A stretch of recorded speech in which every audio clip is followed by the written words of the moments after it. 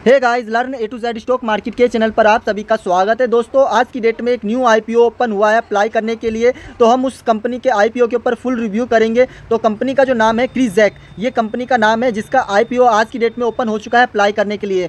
तो हम इस वीडियो के अंदर इस आईपीओ में अप्लाई करें या ना करें, इस पर फुल रिव्यू करेंगे। उसके साथ साथ ये कंपनी क्या फंडामेंटली मजबूत है, क्या स्ट्रॉन्ग है, क्या ये लिस्टिंग के टाइम अच्छा खासा प्रॉफिट देकर ओपन होगा या लॉस में ओपन होगा, इस पर भी हम पूरा बात करेंगे। तो आइए स्टार्ट करते हैं इस वीडियो को। तो पहले हम जान लेते हैं थोड़ा सा शॉर्ट में कि कंपनी का बिजनेस किस टाइप का है। तो ये जो कंपनी है ये एजुकेशन प्लेटफॉर्म प्रोवाइड कराती है और उसके साथ साथ ग्लोबल इंस्टीट्यूशन के ज़रिए हायर एजुकेशन प्रोवाइड कराती है स्टूडेंट्स को।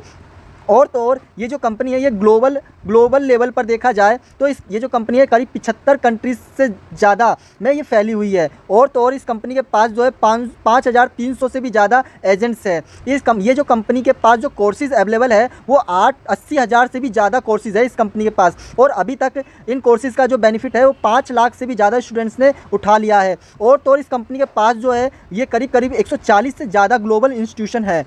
अगर मैं इसके इंस्टीट्यूशन में टॉप 3 इंस्टीट्यूशन को ले लूँ तो ये करीब 64% के आसपास रिवेन्यू निकाल देते हैं। वहीं पे अगर टॉप 5 इंस्टीट्यूशन की बात करें तो करीब ये 70% के आसपास का रिवेन्यू निकाल देते हैं। और वहीं पे अगर टॉप 10 इंस्टीट्यूशन की बात करें तो करीब 80% से भी ज़्यादा का रिवेन्यू ये निकालते हैं इनके टॉप 10 इंस्टीट्यूशंस।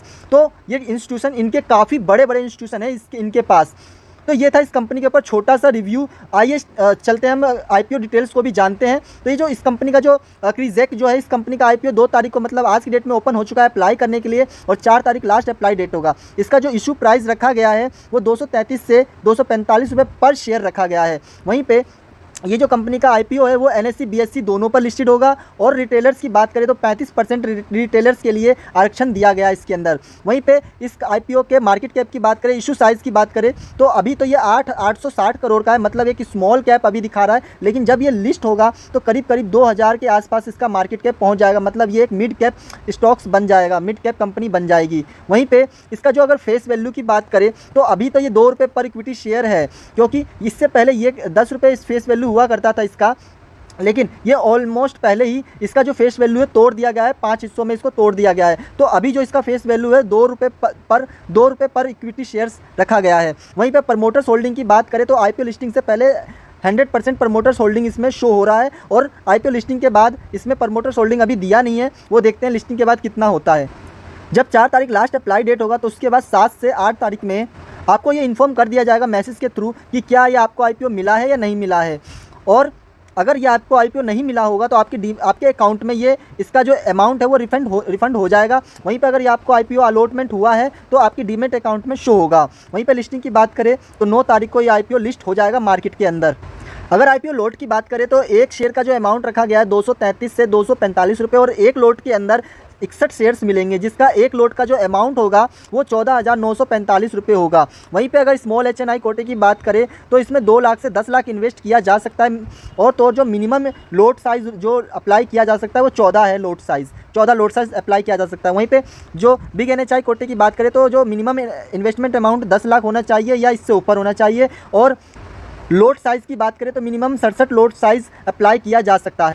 अगर मैं क्रीजैक आईपीओ के स्ट्रॉन्ग की पॉइंट्स की बात करूं तो यहाँ पे आपको देखने को मिलेगा कि जो इस कंपनी का ROE और ROCE ये काफ़ी स्ट्रॉन्ग दिख रहा है, क्योंकि इसमें मैंने बताया पहले भी अपने वीडियो में ये करीब 15% से ऊपर होने चाहिए और ये 15% से भी डबल है ये करीब। तो इसका मतलब ये है कि कंपनी अपने एसेट्स को बहुत अच्छे से यूज़ कर पा रही है और अच्छा खासा प्रॉफिट जनरेट कर पा रही है और अच्छा खासा कंपनी ग्रोथ कर रही है, ये कंपनी का दिखाता है। ठीक है। वहीं पे कंपनी का जो RONW है, मतलब रिटर्न ऑन नेट वर्थ की बात करें तो वो भी 30% है, वो जो कि काफ़ी अच्छा है। और तो और कंपनी का जो पैट मार्जिन है वो भी 17.28% है, मतलब कंपनी अच्छा खासा प्रॉफिट निकाल पा रही है। वहीं पे अगर ईबिटा मार्जिन की बात करें तो वो भी 25% है। ईबिटा मार्जिन अगर 20% से ऊपर है तो कंपनी बहुत मजबूत दमदार मानी जाती है। वहीं पे कंपनी का जो प्राइस टू बुक वैल्यू थोड़ा सा हाई है, तो बाकी इसके अलावा कंपनी का जो बाकी सारे पॉइंट्स है काफ़ी अच्छे हैं।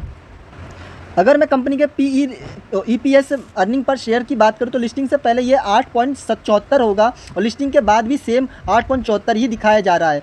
वहीं पे कंपनी के PE रेशियो की बात करें तो लिस्टिंग से पहले 28.03 रखा गया है, वहीं पे लिस्टिंग के बाद भी सेम रहेगा। अब हम चलते हैं कंपनी के लास्ट 3 साल के फाइनेंशियल डेटा को भी जानते हैं कि ये कंपनी फाइनेंशियली कितनी मजबूत है या वीक है।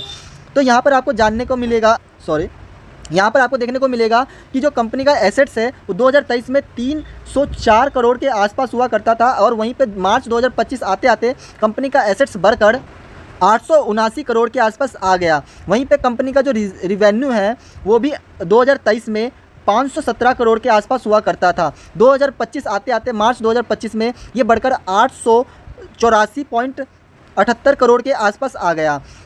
अगर मैं आप कंपनी के प्रॉफिट आफ्टर टैक्स की बात करूं तो 2023 में कंपनी का जो प्रॉफिट आफ्टर टैक्स है वो 112 करोड़ के आसपास हुआ करता था, लेकिन मार्च 2025 में ये बढ़कर कंपनी का प्रॉफिट 152.93 करोड़ पहुंच गया। तो इससे हमें ये पता चल रहा है कि कंपनी हर साल प्रॉफिट ठीक ठाक निकाल रही है, अच्छा खासा निकाल रही है। और तो और कंपनी के अगर ईबिटा की बात करें तो 2023 में जहां कंपनी के पास 107 करोड़ के आसपास ईबिटा हुआ करता था, वहीं पे आज की डेट में मार्च 2025 में ये बढ़कर 212 करोड़ के आसपास पहुंच गया। एक तरह से सीधे डबल हो गया है ईबिटा। और तो और नेटवर्थ की बात करें तो 2023 में जहां कंपनी के पास 221 करोड़ का नेटवर्थ हुआ करता था, वहीं मार्च 2025 आते आते ये बढ़कर 505 करोड़ के आसपास पहुंच गया इसका नेटवर्थ। तो कंपनी का जो है एसेट्स भी काफ़ी अच्छा तेज़ी से ग्रोथ कर रहा है, रिवेन्यू भी बहुत तेज़ी से ग्रोथ कर रहा है। और तो और कंपनी का जो नेट प्रॉफिट है, प्रॉफिट की बात करें, प्रॉफिट आफ्टर टैक्स की, तो ये भी कंपनी अच्छा खासा प्रॉफिट निकाल पा रही है हर साल। वहीं पे ईबिटा की बात करें तो ईबिटा भी काफ़ी अच्छा तेज़ी से बढ़ रहा है। वहीं पे नेटवर्थ की भी बात करें तो कंपनी अच्छा खासा नेटवर्थ ग्रोथ कर रहा है, कंपनी का नेटवर्थ अच्छा खासा बढ़ रहा है। तो अभी तक तो सारे पॉइंट्स बेटर लगे हैं, लेकिन अगर मैं बोरिंग की बात करूँ और रिज़र्व की, जो कि रिज़र्व अभी दिया नहीं है यहाँ पे, लेकिन बोरिंग आपको देखने को मिलेगा कि एक तरह से कंपनी के पास 0 बोरिंग है, 0.08 करोड़ का बस बोरिंग है, जो कि एक तरह से ना के बराबर है। यहाँ पे हम इसका रिज़र्व नहीं दिया हुआ है, तो हम रिज़र्व को भी देखते हैं एक बार। तो यहाँ पर आपको ध्यान देना, ये रहा कंपनी का रिज़र्व और ये है बोरिंग। तो यहाँ पे 2021 से 25 में देखें तो कंपनी का जो रिज़र्व है वो हर साल बढ़ा है, हर साल बढ़ा है। वहीं पे कंपनी का बोरिंग की बात करें तो 2021 में 1 करोड़ का हुआ करता था, लेकिन 21 के बाद अगर देखें तो कंपनी के पास 0 बोरिंग है, मतलब ना के बराबर डेप्थ है कंपनी के पास, एक भी बोरिंग नहीं है कंपनी के पास। ठीक है, तो ये कंपनी के पास और तो और कंपनी डेप्थ फ्री है एक तरह से, और कंपनी के पास रिज़र्व काफ़ी अच्छा रखा हुआ है इस टाइम।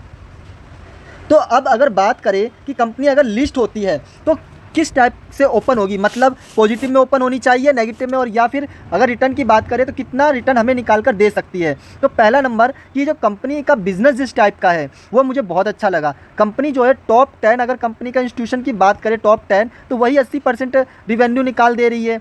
और कंपनी के पास 140 से भी ज़्यादा इंस्टीट्यूशन है, जिसमें से 10 ही 80% से ज़्यादा रिवेन्यू निकाल दे रहे कंपनी के लिए। वहीं पे कंपनी का जो अगर की पॉइंट्स की बात करें तो वो भी काफ़ी अच्छे हैं। कंपनी अच्छा खासा, कंपनी का जो फाइनेंशियल डेटा है वो भी बहुत बढ़िया है। फंडामेंटली मुझे बहुत स्ट्रॉन्ग कंपनी लग रही है। लेकिन अगर अब बात करें कि कंपनी अगर लिस्ट होती है तो कितना हमें प्रॉफिट निकाल कर दे सकती है, तो ये जो मिनिमम की बात करूँ ना मैं, मिनिमम जो है ये 10 से 15% के आसपास मिनिमम इतना रिटर्न निकाल कर देगी। और अगर मैं मैक्सिमम की बात करूँ तो मैक्सिमम ये 30 से करीब 35% रिटर्न निकाल कर दे सकती है, ये मैक्सिमम। ये मैं लिस्टिंग की बात कर रहा हूँ। तो यहाँ पे आपको फोकस करना है और इस आईपीओ में बिल्कुल अप्लाई करना है, क्योंकि कंपनी बहुत मजबूत है और ये मिनिमम अगर 10 से 15% रिटर्न निकाल रही है तो भी ये कंपनी बहुत बढ़िया है। लेकिन ये जो कंपनी है आपको 20 से 25% आराम से रिटर्न निकाल कर दे देगी। अभी भी जब ये लिस्ट होगा तो 20 से लेकर और 25% के आसपास रिटर्न निकाल कर आपको आराम से देगी। तो आप इसमें बिल्कुल अप्लाई करिए, छोड़िए मत इस आईपीओ को। ठीक है, और तो और अपने एक बार फाइनेंशियल एडवाइजर से ज़रूर बात करिएगा इसमें अप्लाई करने से पहले, क्योंकि पैसे आपके हैं, कल को फंस भी सकते हैं। तो रिस्क लेने से बढ़िया है एक बार अपने फाइनेंशियल एडवाइजर से ज़रूर सलाह लीजिए और अपना खुद का भी एनालाइज ज़रूर करिए। मेरा कोई भी इसमें बाय या सेल कॉलिंग नहीं है इसमें, इस आईपीओ को लेके। तो आप अपनी तरफ से ज़रूर एक बार रिसर्च करिए। मेरे अकॉर्डिंग ये कंपनी काफ़ी अच्छी है और इस कंपनी का आईपीओ मुझे बहुत बढ़िया लगा। तो मिलते हैं नेक्स्ट वीडियो में। Okay, bye.